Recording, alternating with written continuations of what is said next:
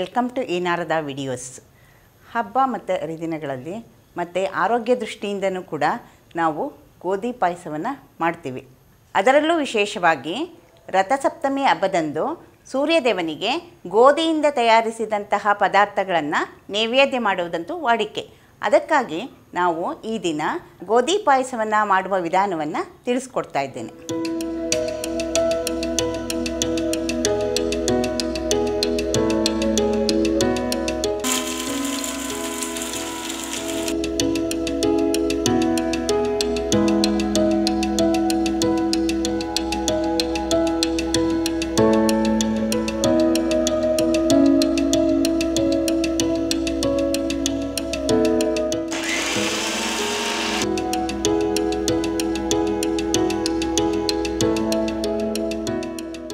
ಈ ಪಾಲಿಶ್ ಜವೆ ಗೋಧಿನ ಹಿಂದಿನ ದಿನ ರಾತ್ರಿ ನೆನೆಸ್ಕೊಂಡ್ರೆ ಬೇಗ ಬೇಯುತ್ತೆ.